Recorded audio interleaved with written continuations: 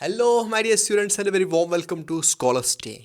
आज बात करते हैं इंग्लिश लैंग्वेज की, इंग्लिश सब्जेक्ट की और ओवरऑल इंग्लिश की। भाई कोई माने या न माने, ये एक रियलिटी है, एक फैक्ट है कि आज के ज़माने में चाहे आप किसी भी एकेडमिक एग्ज़ाम के लिए पढ़ रहे हैं या फिर किसी कॉम्पिटिटिव एग्ज़ाम के लिए पढ़ रहे हैं, उसको सही से अटेम्प्ट करने के लिए, उसको क्रैक करने के लिए you have to have a good understanding of English language। हमारा एक शॉर्ट टर्म कोर्स आ रहा है English for competitive exams and it will be targeted at these students जो प्रिपेयर कर रहे हैं, जो अटेम्प्ट कर रहे हैं आने वाला JKSB का जूनियर असिस्टेंट एग्ज़ाम या फिर जो अकाउंट्स असिस्टेंट का एग्ज़ाम है उसके लिए ये एक कोर्स है हमारी तरफ से। अब सवाल ये है कि ऑनलाइन प्लेटफॉर्म्स पे इतने सारे कोर्सेज अवेलेबल हैं, तो अब इस कोर्स की क्या ज़रूरत है? तो इसका जवाब मैं देना चाहता हूँ, वो ये है कि ऑनलाइन में you can have either free courses और पेड कोर्सेज। अब पेड कोर्सेज में भी कुछ ऐसे कोर्स होते हैं विच आर गुड, जो बहुत अच्छे होते हैं, और जो आपके फ्री ऑनलाइन रिसोर्स होते हैं उनमें भी बहुत सारे ऐसे कोर्स हैं विच आर गुड। लेकिन what I have analysed over the years is that कि जो हमारे कोर्स हैं जो अच्छे हैं, ठीक ठाक है और फ्री भी है, उनमें एक शॉर्टकमिंग ये है कि वो फुल फ्लाइड कोर्सेज नहीं है। फुल फ्लाइड का मतलब ये है कि अगर आपके कोर्स में कॉन्सेप्ट को एक्सप्लेन किया गया है, कॉन्सेप्ट हैज़ बीन एक्सप्लेन, उसके बाद इस कॉन्सेप्ट को एक्सप्लेन करके इसकी अच्छी अच्छी एग्जाम्पल्स भी दी गई हैं जो एग्ज़ाम में पूछी जा सकती है। उसके बाद आपको MCQ प्रैक्टिस कराई गई है, ठीक है, MCQs का जो प्रैक्टिस है वो कराया गया है। उसके बाद PYQs जो प्रीवियस ईयर क्वेश्चंस है, आपको ये दिखाया गया है कि उनको कैसे अटेम्प्ट किया जाए।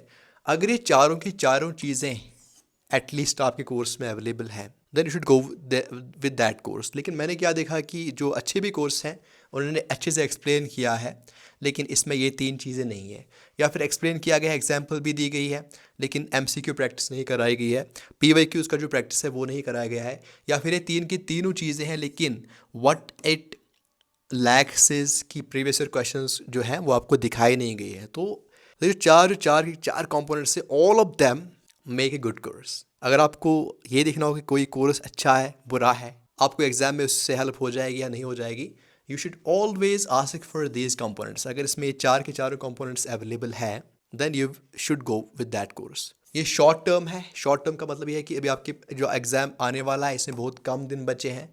सो if you are looking for a good quality revision then you can go for this course, ठीक है। पहले आपको बता दूं कि कोई डिटेल कोर्स नहीं है, इट्स ए रिवीजन कोर्स, ठीक है। एक रिवीजन कोर्स है जिससे आपकी जो नॉलेज है वो रिवाइज हो जाएगी और ये चार के चारों कंपोनेंट्स आपके कवर हो जाएंगे, ठीक है। तो बाकी जो स्टडी मटेरियल है वो भी हम आपको प्रोवाइड करेंगे।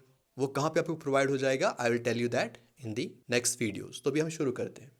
सो before we start formally start करेंगे पढ़ना जो भी हमें पढ़नी है इस कोर्स में।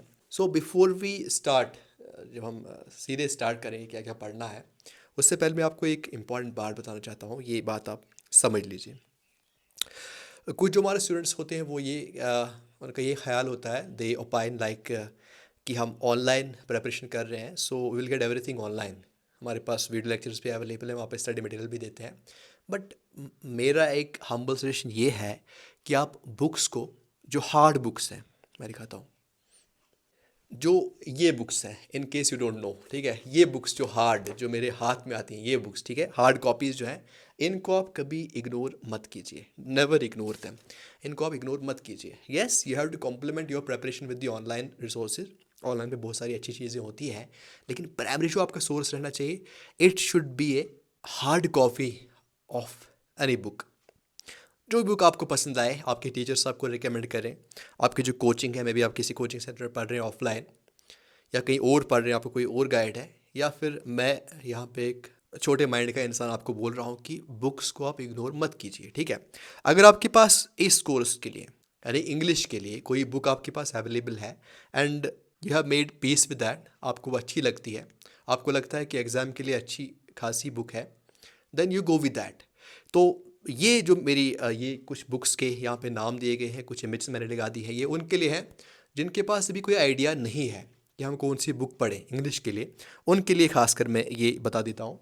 तो डिस्क्लेमर ये है कि मैंने किसी ऑथर से, जो इनके पब्लिशर से, इनसे कोई पैसा नहीं लिया है, और पैसे लेने के बाद तो दूर है, they don't know me and I don't know them except their contribution कि इन्होंने ये बुक्स लिखी है, ठीक है। तो इसमें ये नहीं रहना चाहिए कि शायद कमीशन ले रहा है उनसे।